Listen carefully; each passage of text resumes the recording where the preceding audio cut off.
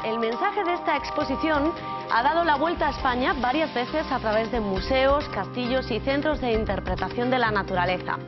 A lo largo de 6 años, miles de visitantes, la mayoría niños, han podido acercarse a un animal maldito por ser un excelente competidor del hombre, quizá por ser mejor cazador que él. El lobo juega en su terreno, en su hábitat. Amigo Lobo es el título de una lección de la naturaleza donde el protagonista es él, el Canis lupus signatus. Ahora pueden verlo en Castilla y León porque es en esta comunidad donde habita más de la mitad de los ejemplares de toda la península. Unos 1.500 lobos se calcula que viven en estas tierras. Hola, bienvenidos a Natural. Hoy tenemos una tarea difícil, contradecir todos los cuentos, las leyendas y las moralejas que durante siglos nos han pintado al lobo como un animal fiero y hasta cruel, atribuyéndole incluso las más bajas pasiones humanas. Así fue hasta que en los años 70 un hombre empezó a defenderlo en televisión española, a mostrar su belleza salvaje. Ese hombre, ya lo saben, fue Félix Rodríguez de la Fuente. Desde entonces, un biólogo que trabajó con él se propuso continuar su labor. Isaac, un compañero de Castilla y León, estuvo con ese biólogo en su refugio madrileño justo cuando puso en marcha la muestra que ahora puede visitarse en 2 lugares a la vez, en Valladolid y en Cantabria.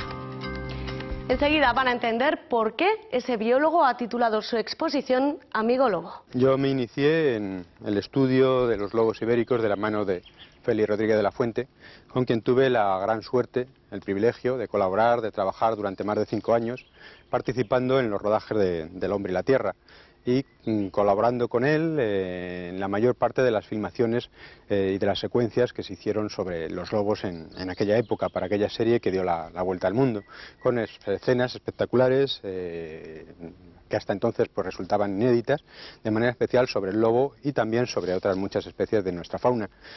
Félix fue un pionero, tuvo el gran mérito de inculcar en la sociedad española una visión totalmente diferente de la naturaleza. Hasta entonces era una visión totalmente productivista. Cualquier carnívoro se consideraba alimaña, cualquier especie que pudiera atentar contra el ganado, contra cualquier especie de las denominadas cinegéticas, cualquier carnívoro, pues había que eliminarlo. Entonces Félix consiguió pues que muchas de esas especies, desde el lobo a el zorro, lince, el oso, garduña, montañas de carnívoros, las rapaces, águilas imperiales, reales, pues empezaran un poco a considerarse ya no como alimañas, sino como especies impresionantes, maravillosas de nuestra fauna, que merecían cualquier tipo de, toda la protección posible para que jamás llegaran a desaparecer de nuestros campos.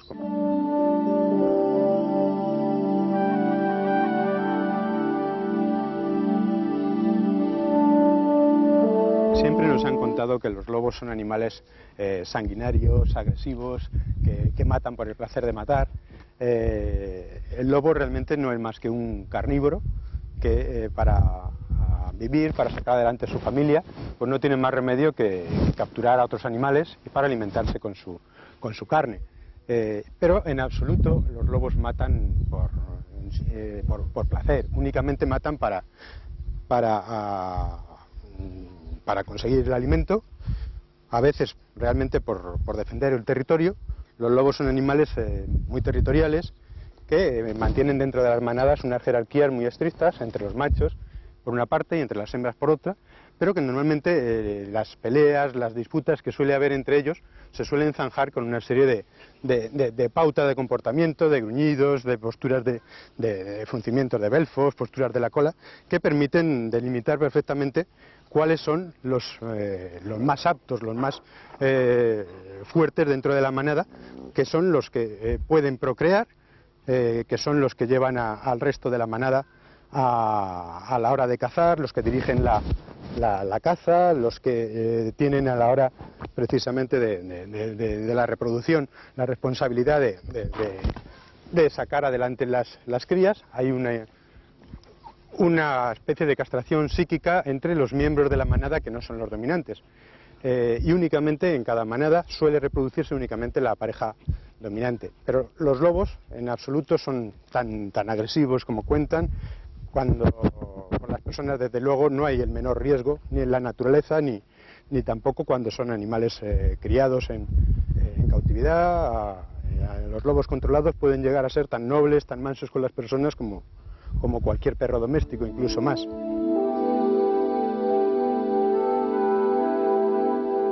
Existe una doble visión del lobo, ya sea desde la visión que se tiene desde la ciudad o desde el campo. Obviamente el lobo para mucha gente es un símbolo de la libertad, de la naturaleza salvaje, de todo lo natural. Pero para mucha gente el lobo es realmente un símbolo del mal. Para mucha gente durante siglos el lobo ha sido poco menos que el diablo. Es un animal que para la gente del campo y especialmente para los ganaderos pues simboliza el peor enemigo de sus intereses, y eso le ha provocado al lobo una persecución secular a lo largo de toda la historia. El lobo ni es un angelito ni es el diablo, para nada. El lobo no es más que un animal, un carnívoro poderoso que tiene que cazar a otros animales para vivir, pero que es totalmente compatible el que haya lobos con la ganadería y con los intereses humanos. Es simplemente hace falta llegar a una serie de consensos, de acuerdos entre todos los intereses que hay alrededor del lobo.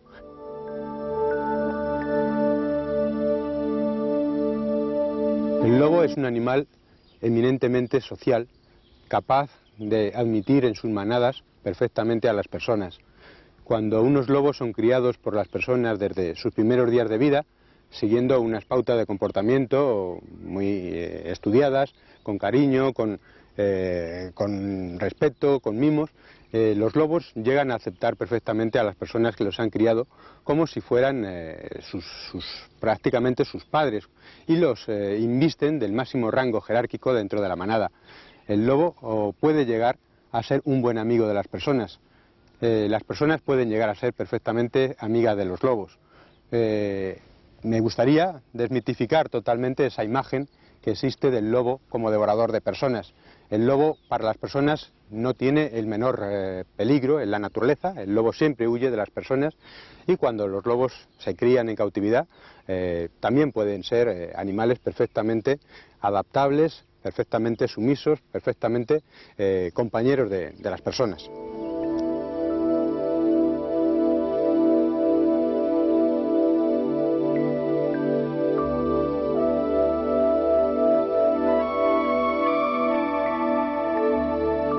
Los lobos, incluso cuando tienen hambre, tienen muchísimo cuidado para no hacer daño a la persona que les da de comer.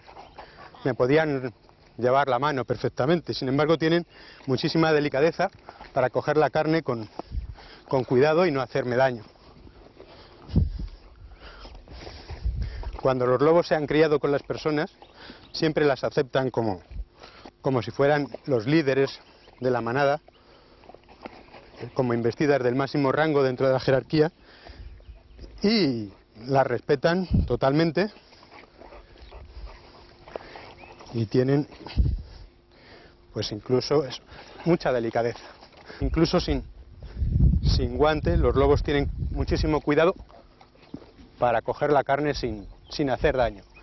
A pesar de que son varios, intentan cogerlo con rapidez para que no se lo quiten los otros, siempre lo hacen con mucho cuidado y se dan cuenta que pueden herir a la persona, y tienen muchísima más delicadeza y mucho más cuidado de lo que cabría esperar en animales que siempre se ha comentado que son totalmente salvajes, crueles, sanguinarios.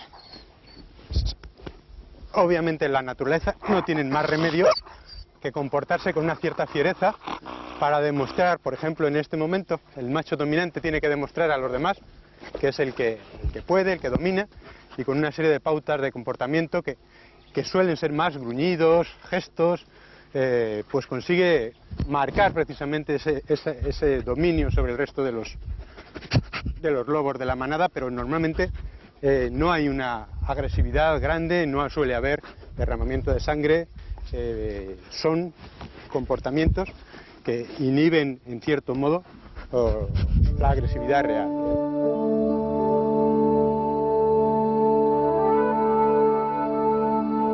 en esta época del año están, que es mediados, finales de mayo, están cambiando el pelaje, están realmente pues con un aspecto menos elegante que en el invierno, tienen la mitad del pelo todavía de invierno y ya tienen una parte del pelaje con un pelo nuevo, más fino, y realmente pues su aspecto cambia totalmente. Sobre todo, por ejemplo, ahora se ve un lobo más adulto de 5 años junto a otro de 1 año.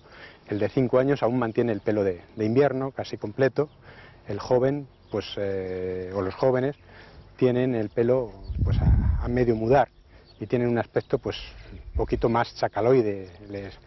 Realmente el volumen del cuerpo es mucho menor, parecen pues menos lobos que en invierno. En absoluto parece casi el mismo animal y dentro de un mes aproximadamente se les queda un pelo muy fino, han perdido toda la borra y les queda un pelo pues muy finito que les permite pues soportar mejor los rigores del verano ibérico. Los lobos ibéricos tienen un pelaje rojizo, parduzco. Tienen en las patas delanteras unas marcas oscuras muy típicas, que son las que les da el nombre a la subespecie, el Canis lupus signatus, por esas señales, por esas marcas que tienen en las dos patas delanteras y que no las suelen tener otras subespecies de lobos. Los ojos típicamente son amarillentos, ambarinos, aunque algunos ejemplares los tienen bastante más claros, incluso azulados. La cabeza de los lobos es normalmente más voluminosa que la de los perros. Las orejas son muy rectas, triangulares, desde muy chiquititos. Ya con un mes los cachorros enderezan las orejas y eso les diferencia perfectamente también de posibles cachorros de pastor alemán o de otros perros relativamente parecidos a los lobos. Normalmente los lobos tienen más fuerza que los perros, aunque obviamente hay razas de perros que incluso son mayores y más potentes y más fuertes que los lobos. Por ejemplo, pues los mastines llegan a pesar el doble, algunos, ¿no? Entonces tienen más fuerza.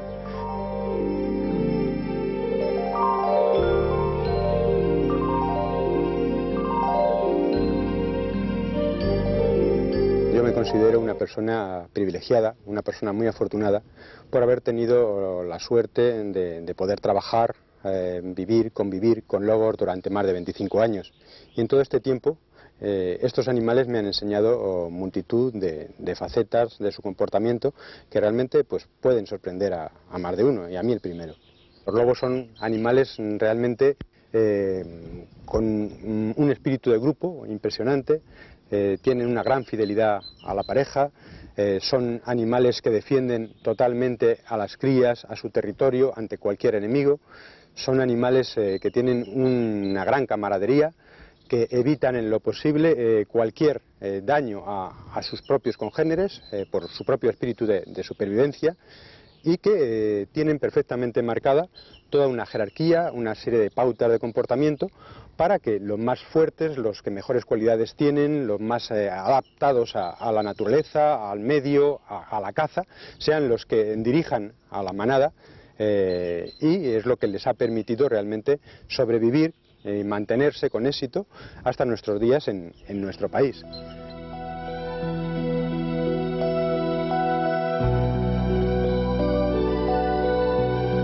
Había un niño pequeño que se llamaba Amor y sus padres, cuando era recién nacido, pues lo dejaron abandonado, y una pareja de lobos lo acogieron y lo criaron hasta que tuvo edad para salir de la selva y ya vivía por sí solo.